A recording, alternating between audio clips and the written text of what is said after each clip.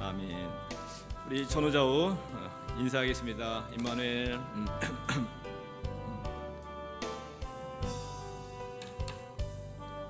오늘 말씀 보겠습니다. 고린도전서 10장 31절 말씀입니다. 고린도전서 10장 31절 말씀 한 절이니까 함께 합독하겠습니다. 그런즉 너희가 먹든지 마시든지 무엇을 하든지 다 하나님의 영광을 위하여 하라. 아멘. 오늘 본문을 통해서 하나님의 영광을 위하여 하라는 말씀으로 은혜를 나누고자 합니다. 그 영광의 그 사전적인 의미는 이렇습니다. 그러니까 노력과 수고를 들여 이뤄낸 일의 결과에 대해서 빛나고 아름다운 명예를 얻는 것이 영광이라고 합니다. 그 이 영광은 사람들도 사용하고 있습니다. 사람들은 이렇게 사용하고 있습니다. 보통 우리 강연회 같은 때 나와서 강사가 이렇게 얘기합니다. 이렇게 여러분께 말씀드리게 돼서 영광입니다. 이렇게 말하기도 합니다. 또한 그 조금 높은 자리나 또 잘 나가는 사람을 이렇게 만났을 때 만나 뵙게 돼서 영광입니다. 이렇게 말하기도 합니다. 또한 손흥민 선수가 참 축구를 잘하는데 이렇게 축구를 잘하는 선수가 가문에서 태어나면 가문의 영광입니다. 이렇게 하는 경우도 있고, 또 요즘에는 좋은 대학에 들어가는 경우 서울대나 스카이대 그런 좋은 대학에 들어가면 보통 가문의 영광이라고 이렇게 칭할 때가 있습니다.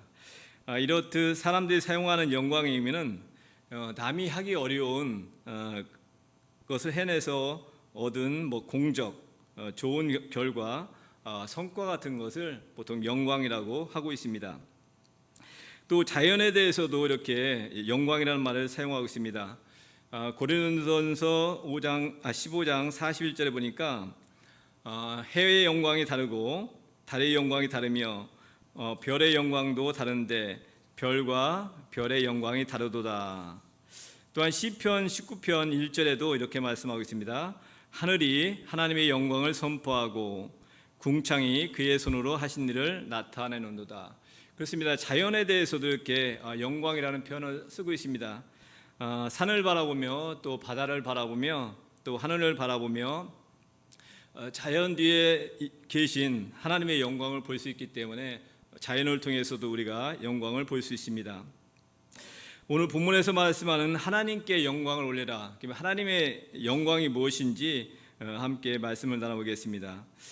영광이라는 단어는 그 신구약에 참 많이 나옵니다.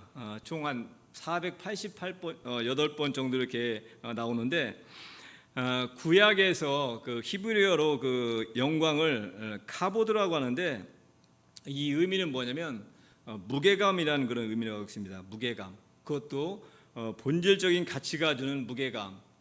그 뜻은 뭐냐면 거기에는 힘이 있고 또 권세가 있고 위대함, 또 아름다움, 거룩하심, 지존하심, 완전성, 초월성, 탁월성, 장엄함, 위엄 등등 참 사람이 표현할 수 있는 최고의 어떤 단어를 사용해서 그것을 말씀하고 있습니다. 이런 영광은 하나님의 어떤 긍휼하심과 사랑이라는 그런 기초 위에 존재하고 있습니다. 그러면 좀 더 구체적으로 하나님의 영광이 무엇인지 한 세 가지로 잠깐 나눠보면, 첫째는 하나님 자체로부터 우러나오는 하나님의 성품과 하나님 그분 자체로 우러나오는 영의 아름다움. 하나님의 속성이 뭐냐면, 성품이 뭐냐면 사랑, 또 인자하심, 긍휼, 오래 참으심, 신실하심, 용서, 전지전능 등 이게 하나님의 성품을 말하죠. 이런 성품과 또 영의 아름다움, 순결하심, 그다음에 거룩하심, 깨끗하심, 이런 걸 통해서 하나님께서 우리에게 영광을 나타내신 것입니다. 또 하나님의 영광은 하나님부터 나오는 파워, 힘이죠. 그다음에 위엄, 권능, 거룩함을 통해서 하나님의 영광이 나타납니다. 요한복음 2장 11절 말씀을 함께 읽어보겠습니다. 요한복음 2장 11절입니다. 예수께서 이 첫 표적을 갈릴리 가나에서 행하여 그의 영광을 나타내심에 제자들이 그를 믿느니라. 그렇습니다. 첫 표적을 통해서 하나님의 영광을 나타냅니다. 그러니까 권능이죠. 하나님의 권능을 통해서 하나님께서 영광을 나타내신다는 것입니다. 세 번째, 하나님의 영광은 하나님의 독특성, 거룩성, 초월성을 말합니다. 이사야서 6장 3절 말씀을 함께 읽어보겠습니다. 이사야서 6장 3절 말씀입니다. 서로 불러 이르되 거룩하다 거룩하다 거룩하다 만군의 여호와여 그의 영광이 온 땅에 충만하도다 하더라. 그렇습니다. 그의 영광이 온 땅에 충만하다고 합니다. 거룩성을 통해서 이 땅에 하나님의 영광을 나타내고 있습니다. 그러면 이제는 하나님의 영광이 드러나는 곳이 어디 있는가? 우리가 하나님의 영광을 말하고 있는데 하나님의 영광을 우리가 구체적으로 볼 수 있는 것이 무엇인가에 대해서 말씀을 나누는데, 이것은 구체적으로 인간이 의식할 수 있어야 됩니다. 인식할 수 있어야 하나님의 영광을 볼 수 있습니다.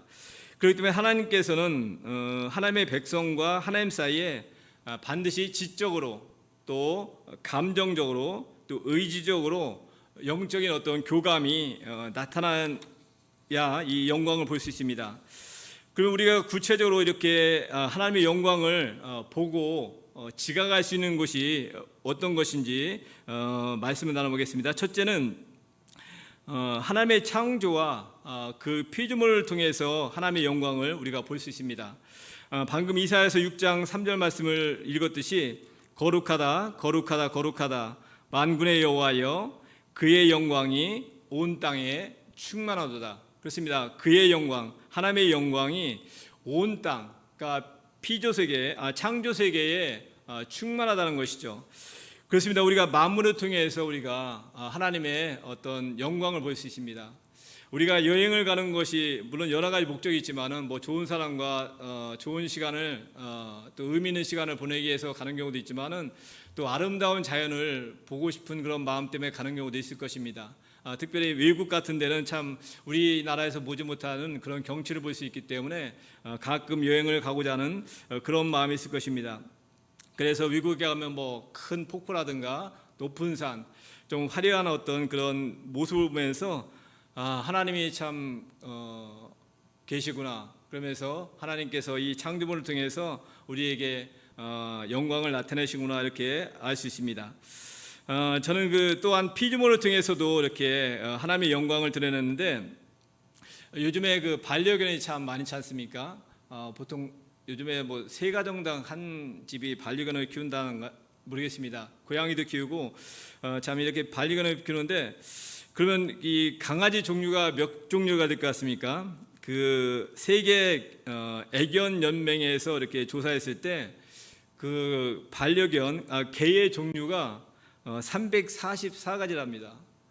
저는 한 100여 마리 정도의 어떤 종이 있을 줄 알았던데 344종의 어떤 그 개의 종류가 있다는 거 봤을 때, 야, 참 다양하다, 엄청난 그런 하나님의 어떤 창조를 볼 수 있다는 것을 우리가 볼 수 있습니다.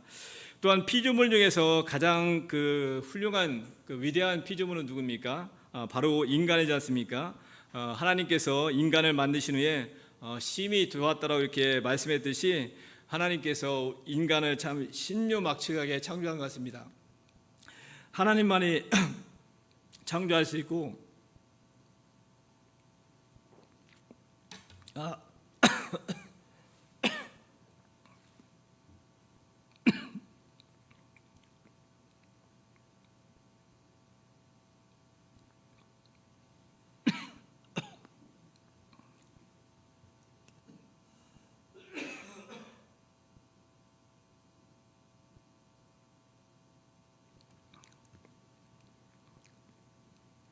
죄송합니다.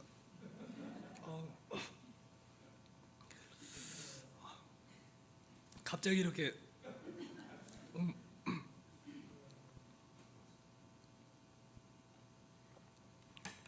인사하겠습니다. 인사 서로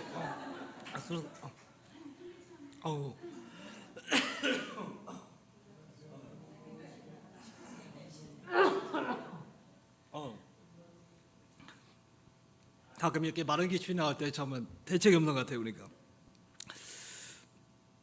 예, 다시 한번 해보겠습니다. 인간을 참 만드시면서 그 하나님의 영광을 나타내는데, 고린도전서 1장 17절을 보겠습니다. 함께 읽겠습니다. 고린도전서 1장 17절. 남자는 하나님의 형상과 영광이니 그 머리에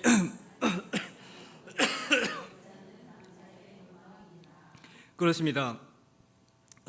인간을 통해서 하나님의 형상과 그 영광을 주셨다고 했습니다. 근데 이 인간에게 그 영광을 준 것이 인간을 어떤 숭배하기 위해서 준 것이 아니고, 하나님의 영과 교통할 수 있도록 이렇게 우리한테 또 하나님의 형상과 영광을 주셨다는 것이죠. 그렇기 때문에 우리가 첫째 하나님의 영광을 볼 수 있는 것은 이상의 창조세계, 그 다음에 피조물을 통해서 여러 가지 피조물이 참 많지 않습니까? 아까 개도 얘기했지만은 피조물도 많고 그 중에서 가장 위대한 피조물 우리 인간을 통해서 하나님의 영광을 볼 수 있다는 것입니다. 그러면 둘째는 하나님의 영광을 볼 수 있는 대상은 무엇인가? 그것은 예수님과 십자가를 통해서 우리가 하나님의 영광을 볼 수 있어야 됩니다. 요한복음 1장 17절 말씀입니다. 요한복음 1장 17절 말씀 함께 읽겠습니다. 말씀이 육신이 되어 우리 가운데 거하심에 우리가 그 영광을 보니 아버지의 독생자의 영광이요 은혜와 진리가 충만하더라. 그렇습니다. 예수님께서 이 땅에 오셔서 예수님을 통해서 하나님의 영광을 우리가 볼 수 있다는 것이죠. 그러면서 예수님이 이 땅에 오셔서 우리가 하나님의 영광을 볼 수 있고, 또한 십자가에 죽으셔서 구속을 통해서 우리가 하나님의 영광을 볼 수 있다는 것입니다. 왜냐하면 그 십자가의 죽으심은 하나님의 성품, 그 중에서 가장 큰 성품이 사랑이지 않습니까? 그러니까 독생자를 죽이면서까지 우리 죄인들을 위해서 죽으신 것, 그것이 우리 인간으로서는 도저히 이해하지 못하는 하나님의 크신 사랑, 그 속성을 나타냈기 때문에 그것이 하나님의 영광이라는 것이죠. 여러분 이 지구에 지금 80억 정도가 이렇게 살고 있는 것 같은데, 만약에 이 지구에 인간이 하나도 없고 자기만 있다, 나만 있을 때 어떨 것 같습니다. 예수님 보내실 것 같습니까? 안 보내실 것 같습니까? 어떨 것 같아요? 저는 한 15년 전, 한 20년 전까지, 20년까지 아니군요. 한 10년 전까지는 만약 내가 이 땅에 혼자 있을 때 만약 예수님이 오실 수 있을까? 약간 의문이 생겼어요. 훌륭한 사람이 많지 않습니까? 마데 테레사도 있고 D.L. 무디도 있고 훌륭한 노벨상 받은 사람도 있고 참 많은 사람이 있는데, 그 사람들을 위해서는 올 수 있겠구나. 그런데 나를 위해서 내가 혼자 있다면 과연 이 땅에 오실 수 있을까? 이런 의문을 가졌었는데 여러분 어떻습니까? 그런데 저는 만약에 다른 사람 아무도 없고 이 땅에 저 혼자만 있어도 예수님이 오실 것 같아요. 왜냐하면 제가 훌륭해서보다는 그만큼 사랑이 많기 때문에, 사랑하시기 때문에. 그러니까 우리 한 영혼이 천하보다 더 귀하다고 했지 않습니까? 그렇기 때문에 반드시 여러분 혼자 있더라도 걱정하지 마세요. 다 예수님이 오셔서 여러분을 구원의 길로 인도하실 것입니다. 또한 엠마오 가는 두 제자가 참 스승을 잃고 낙심해서 고향으로 갔을 때 같이 예수님께 부활하셔서 나타나셔서 이런 말씀하고 있습니다. 누가복음 24장 26절입니다. 읽겠습니다. 그리스도가 이런 고난을 받고 자기 영광에 들어가야 할 것이 아니냐 하시고는. 그렇습니다. 엠마오 가는 두 제자한테 십자가에 죽으신 것은 고난을 받고 자기의 영광에 들어가야 할 것이라는 그런 구원의 하나님의 구원이라는 것을 풀어주면서 이 제자들이 회복되고 다시금 예수님을 만나러 가는 그런 하나님의 영광을 본 그런 장면입니다. 또한 그 예수님이 죽기 전에 제자들에게 이렇게 기도를 하고 있습니다. 요한복음 17장 1절 말씀입니다. 십자가에 달리기 전에 이런 말씀하고 있습니다. 함께 읽겠습니다. 아버지여, 때가 이르렀사오니 아들을 영원롭게 하사 아들로 아버지를 영원롭게 하옵소서. 때가 이르렀다는 것은 십자가의 죽으심이죠. 그렇습니다. 십자가의 죽음이 이뤘을 때 아들을 영원롭게 하고 또 아들로 아버지를 영화롭게 하옵소서라고 여기 기도하고 있습니다.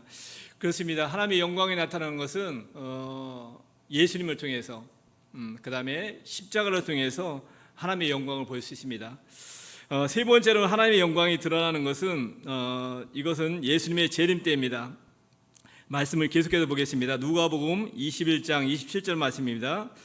읽겠습니다. 시작. 그때 사람들이 인자가 구름을 타고 능력과 큰 영광으로 오는 것을 보리라. 그렇습니다. 재림 때에 뭘 타고 옵니까? 구름 타고 오지 않습니까? 구름 타고 오실 때 능력과 큰 영광으로 오는 것을 볼 수 있다고 했습니다. 또한 베드로전서 1장 7절에 보면 함께 읽겠습니다. 너희 믿음의 확실함은 불로 연단해도 없어질 금보다 더 귀하여 예수 그리스도에서 나타나실 때에 칭찬과 영광과 존귀를 얻게 할 것이니라. 그렇습니다. 예수 그리스도에서 나타나실 때, 재림 때죠. 재림 때 칭찬과 영광과 존귀를 얻게 한다는 것입니다. 또한 빌립보서 3장 21절 말씀입니다. 빌립보서 3장 21절 말씀 함께 읽습니다. 그가 만물을 자기에게 복종케 하실 수 있는 자의 역사로 우리의 낮은 몸을 자기 영광의 몸의 형체와 같이 변케 하시리라. 마지막으로 골로새서 3장 4절 말씀입니다. 골로새서 3장 4절 말씀 함께 읽습니다. 우리의 생명이신 그리스도께서 나타나실 그때에 너희도 그와 함께 영광 중에 나타나리라. 부활한 성도도 주님과 함께 강림한다는 것입니다. 그렇습니다. 우리가 이제 예수님의 재림은 언제일지 모르지만은 그 재림을 통해서 우리가 하나님의 영광을 볼 수 있다는 것입니다. 그렇습니다. 오늘 본문에 무엇을 하든지 다 하나님의 영광을 위해서 하라고 했습니다. 이 전의 말씀은 원래 고린도 교회가 참 문제가 많았었는데 특별히 여기에 이 전의 말씀은 음식에 대해서 이렇게 논쟁이 있었습니다. 어떤 논쟁이냐면 그 시장에 가서 파는 것을 어떻게 할 것인가에 대해서 이렇게 얘기했을 때 사도 바울은 양심을 위해서 묻지 말고 먹으라고 합니다. 시장에 파는 것은 양심을 위해서 묻지 말고 먹어라. 또한 불신자가 너희 앞에 차려주는 것도 양심을 위해서 먹지 말라고 하겠습니다. 왜 그 양심을 위해서 묻지 말라고 했을까? 왜냐하면 고린도 교회에서 시장에 파는 것은 대부분 그 우상한테 바쳤던 재물이기 때문에 만약 그것을 물어보고 사면 그 양심에 걸리니까 먹기가 불편할 거 아닙니까? 그러니까 그럴 때는 묻지 말고 그냥 먹어라. 그런데 만약 이런 경우입니다. 재물이라고 말하거든 먹지 말라. 그러니까 우상한테 바친 재물이거든 먹지 말라고 했습니다. 왜냐하면 알게 한 자와 양심을 위해서 먹지 말라고 했습니다. 알게 한 자가 만약 믿음의 사람이다. 그러면은 믿음이 약하면 어떻습니까? 저 사람 재물 먹네, 우상한테 바친 재물 먹네 하면서 실족할 수 있고 그렇기 때문에 먹지 말라고 합니다. 또 알았기 때문에 양심에 걸려서 마음이 편치 않기 때문에 먹지 말라고 합니다. 그런데 그러면서 그런즉 너희가 먹든지 마시든지 무엇을 하든지, 그러니까 먹는 것도 마시는 것도 무엇을 하는 것도 다 하나님의 영광을 위해서 하라고 합니다. 그렇습니다. 우리가 살아가면서 가장 그 하나님께서 원하시는 것은 물론 여러 가지가 있지만은 우리가 하나님의 영광을 드러내면서 살아가는 것이 참 필요함을 깨닫습니다. 그러면 하나님께 영광 드린다는 것이 무엇인지 한번 알아보겠습니다. 첫째는 우리가 하나님께 영광 돌리기 위해서는 무엇보다도 예수님을 믿는 그 믿음이 있어야 하나님께 영광을 돌릴 수 있습니다. 또한 성령님의 어떤 간섭으로 인해서 우리가 거듭나야 우리가 하나님의 영광을 볼 수 있습니다. 그런 사람만이 하나님의 영광을 볼 수 있고 또 하나님께 영광을 돌릴 수 있다는 것입니다.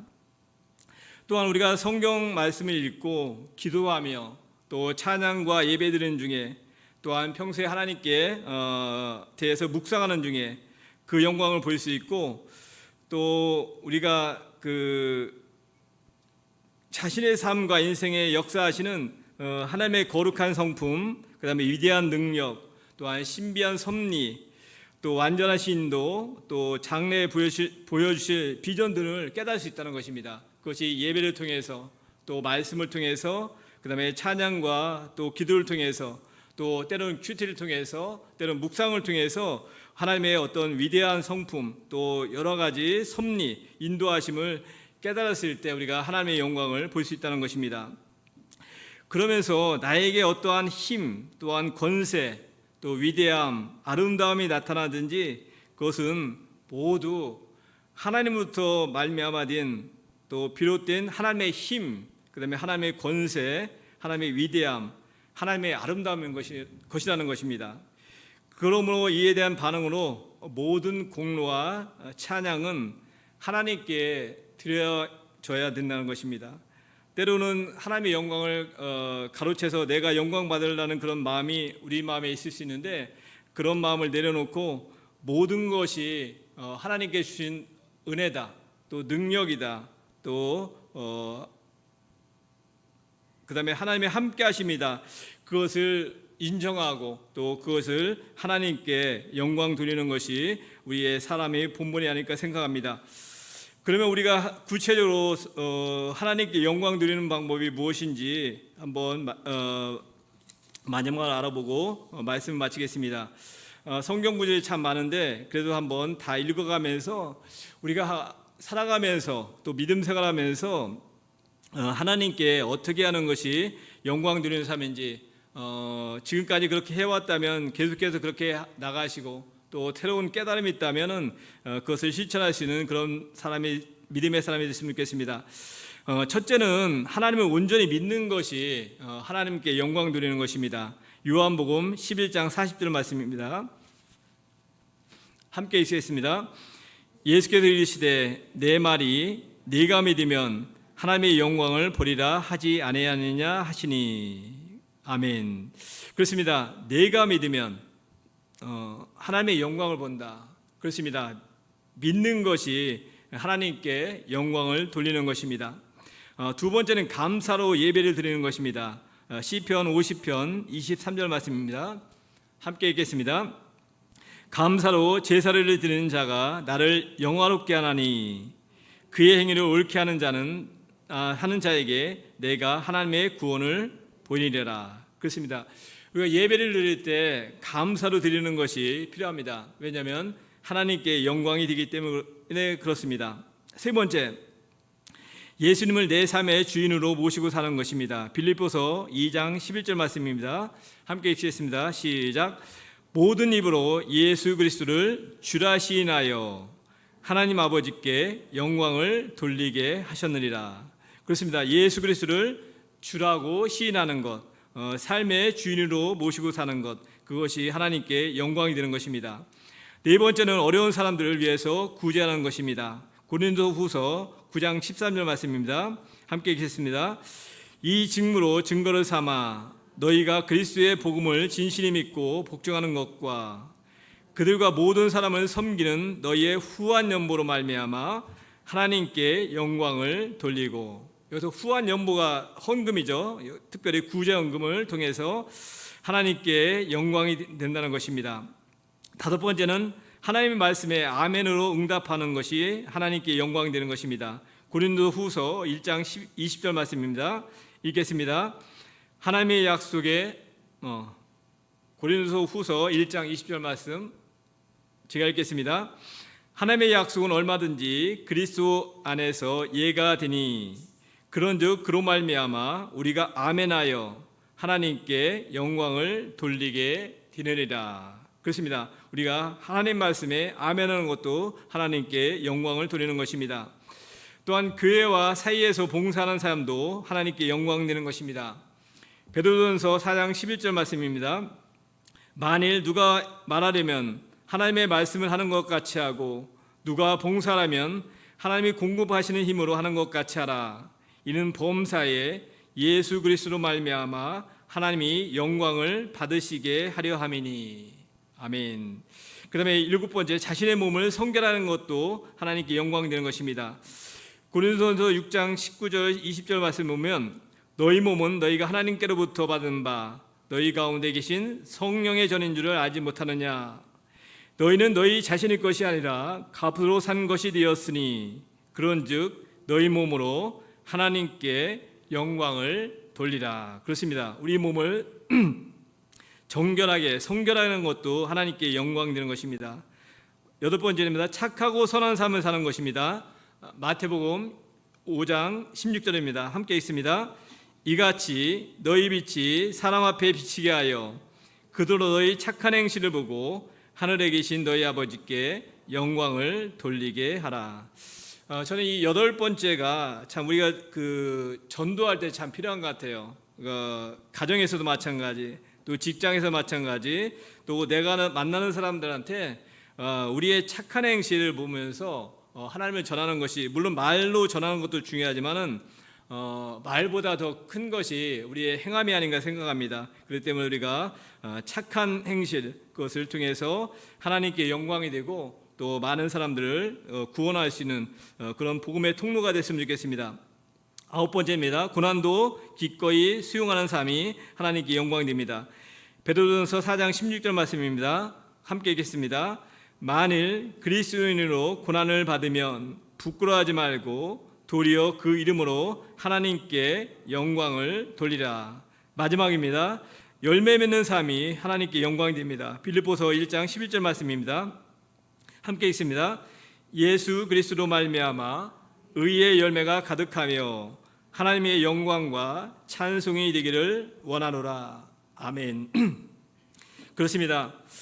참 영광 돌리는 그 삶이 이렇게 10가지, 또 이외에도 많은데 참 우리가 믿음 생활하면서 여기에서 뭐 10가지 다 실천할 수도 있지만은 한두 가지라도 참 우리가 실천한다면 하나님께 기쁘게 받으시고 또 그 영광을 통해서 우리가 은혜를 누릴 수 있을 것입니다. 그런 삶을 사는 것이 참 필요함을 깨닫습니다. 그렇습니다. 우리가 살아가는 목적이 그 소유리 문답도 나왔듯이 하나님을 영화롭게 하는 것, 그것이 사람의 제일 목적이라고 하겠습니다. 그렇습니다. 우리가 무엇을 하든지 먹든지 마시든지 무엇을 하든지 하나님께 영광 드리는 그런 삶을 사는 것이 중요합니다. 그러기 위해서는 우리가 하나님의 영광을 보는 것이 중요한 것 같아요. 하나님의 영광을 먼저 보야 우리가 그것을 깨닫고 하나님의 영광을 돌릴 수 있는데, 그것은 우리가 창조 세계를 통해서 또 피조물을 통해서 또 예수님을 통해서 또 십자가의 사건을 통해서 또 다가올 재림 사건을 통해서 우리가 하나님의 영광을 보고 그 영광을 봤을 때 우리가 하나님께 영광을 돌릴 수 있습니다. 영광을 돌리는 삶, 이 온전히 믿는 것, 예배드리고 주인으로 모시고 구제하고 또 말씀에 아멘하고 또 봉사하고 정결케 하고 선한 삶을 살고 또 고난도 수용하고 또 열매 맺는 삶을 통해서 우리가 날마다 하나님께 영광을 돌리시는 우리 모두가 되기를 소망합니다. 기도드리겠습니다. 사랑해 주님, 우리는 예수님과 성령을 통해 하지 않고는 하나님의 영광을 볼 수 없습니다. 오늘도 예배 가운데, 말씀 가운데, 기도 가운데, 영혼 구원에 힘쓰는 가운데 하나님의 영광을 볼 수 있게 하옵소서. 우리의 삶을 통하여 하나님의 영광을 드러내서 세상의 빛과 소금의 역할을 잘 감당하게 하옵소서. 이번 주 금요일부터 시작되는 유치부, 어린이부, 여름 성령학교를 통하여 하나님의 영광을 드러나게 하옵소서. 예수 그리스도의 이름으로 기도드립니다. 아멘. 서로 인사하겠습니다. 임마누엘, 하나님께 영광 드리는 삶을 삽시다. 하나님께 영광 드리는 삶을 삽시다. 예.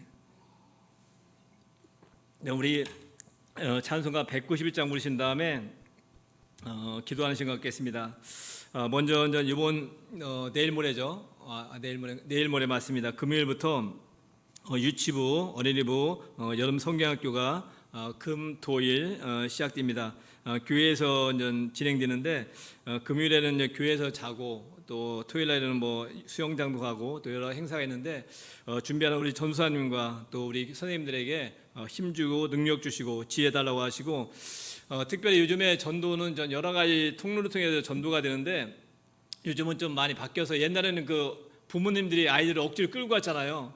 요즘은 반대예요. 그러니까 아이들이 교회에 와서 은혜 받고 아이들이 삶의 변화되면 부모님들이 교회 가니까 아이가 착해졌고 어떤 삶이 바뀌었구나 이렇게 하면서 궁금해서 이렇게 부모들이 따라오는 시대가 이 시대 그 전도 방법이라고 하더라고요. 그러니까 지금 전 우리 주일학교가 보니까 25명 내일 정도가 되는 것 같은데 더 부흥해서 어린이가 부흥하면 어른들이 더 많이 올 겁니다. 그래서 우리 특별히 성경학교로 해서 많이 기도해 주고요.